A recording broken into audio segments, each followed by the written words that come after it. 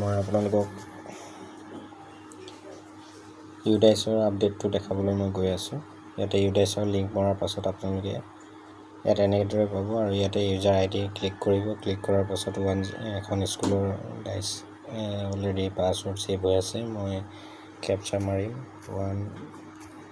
1D small letter A338 ইয়াত মৰাৰ পাছত মই লগ ইন কৰিম। লগ ইন কৰাৰ লগে লগে এই ওপৰত 23-24 আৰু গো টু 2024-25 আপোনালোকে ক্লিক কৰিব।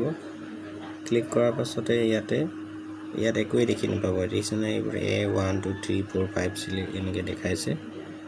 দেখুৱাৰ পাছতে একো নাই। আপোনালোকে ইয়াতে যদি চব ঠিকেই আছে বুলি কয় স্কুলখনৰ একাডেমিক ষ্টাৰ্ট ডেট 31/3/24 আৰু একাডেমিক এণ্ড ডেট 31/3/25 এনেকৈ ক্লোজ কৰি দিব। এই তলৰ ক্লোজ ৰঙা বটনটো ক্লোজ কৰি দি আপোনালোকে আকৌ এইফালে বাওঁফালে যাব। School dashboard, school profile, list of all student এনেকৈ আছে।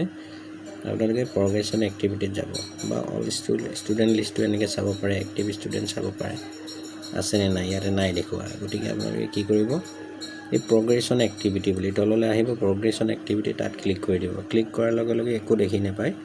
তেতিয়া কি কৰিব, প্ৰগ্ৰেশ্যন মডুল আহিব। ওপৰলৈ গৈ থকা দেখিছে ল'ৰা ছোৱালী, তো ইয়াতে গ'টোত ক্লিক কৰি দিব। ক্লিক কৰাৰ লগে লগে চিলেক্ট ক্লাছ কৰিব। চিলেক্ট ক্লাছ এখন LP স্কুলে 5টো প্ৰথমতে, কাৰণ 5ৰ পৰা ষ্টাৰ্ট কৰিব, তেতিয়া তলফালে আপোনালোকে ক্লিয়াৰ হ'ব। ঠিক তেনেদৰে চিলেক্ট ছেকশ্যনটো A কৰি দিব। তাৰপিছতে গ'লৈ যাবগৈ। আপোনালোকে গ'লৈ গুচি গ'ল। গ'লৈ যোৱাৰ লগে লগে আপোনালোকে দেখিলে এনেকৈ ধৰণে এজন ষ্টুডেণ্টৰ ডাটা আহিছে। ইয়াতে প্ৰথম আহিছে অভিষেক বৰা, প্ৰগ্ৰেশ্যন ষ্টেটাছ 23/24 এনেকৈ চিলেক্ট কৰিলে 4টা বস্তু আহে। Promoted with examination, not pass repeaters, promoted without examination আৰু ডিছকণ্টিনিউ বিফ'ৰ এক্সাম। যিটো হয় আপোনালোকে ক্লিক কৰিব। তাৰপিছতে মাৰ্কছ পাৰ্চেণ্টেজ 2023-24 যি পাৰ্চেণ্টেজ লৈ পাছ কৰিছে ইয়াতে মাৰ্কছ পাৰ্চেণ্টেজটো দিব আৰু কিমান দিন উপস্থিত থাকিলে ছেকেণ্ডটো ইয়াতে এনেকৈ কৰিব। তাৰপাছতে আহিলে চিলেক্ট স্কুলিং ষ্টেটাছ। ইয়াতে যদি মই ক্লিক কৰোঁ ষ্টাডিং ইন ছেইম স্কুল, যদি ল'ৰাটো ৰিপিটাৰ্ছ হিচাপে থাকে তেতিয়া আপোনাৰ একে ছেইম স্কুল বা বেলেগ ক্লাছৰ হ'লে আপোনাৰ ষ্টাডিং ইন ছেইম স্কুল হ'ব। আৰু যদি ক'ৰবাত গুচি গৈছে বা বেলেগ এখন স্কুললৈ গুচি গৈছে, পাছ কৰি গুচি গৈছে, left school with TC, without TC এনেকৈ দিব। তাৰপাছতে ইয়াত আহিলে আকৌ এইফালে লৈ আনিব। আপোনালোকে লৈ আনিলে এতিয়া ক্লাছ 5ৰ ছেকশ্যনটো আপোনালোকে হেৰি কৰি দিব পাৰে। এনেও ছেকশ্যন এটাই আছে। তাৰপিছতে স্কুলিং ষ্টেটাছটো দেখালোৱেই, ষ্টেটাছ পেণ্ডিং হৈ আছে, ইয়াতে আপডেট কৰি দিব। কমপ্লিট কৰাৰ পাছত আপোনালোকে আপডেট কৰি দিব, তেতিয়া ঠিক হ'ব।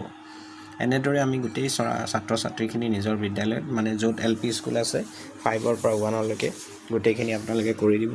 ঠিক তেনেদৰে উচ্চ প্ৰাথমিক বিদ্যালয় বা ME এনেদৰে কৰিব, হাইস্কুলত এনেদৰে কৰিব। এনেদৰে কৰিলে আপোনালোকৰ কামখিনি কমপ্লিট হ'ব, কাৰণ এই কামখিনি 27 তাৰিখৰ ভিতৰত কমপ্লিট কৰিব দিছে। এইখিনিয়ে কথা। এইখিনি আপোনালোকে বুজিছে বুলি মই নিশ্চয় আশা কৰিছোঁ। আৰু কিবা অসুবিধা থাকিলে মোলৈ ফোন কৰিব। ধন্যবাদ।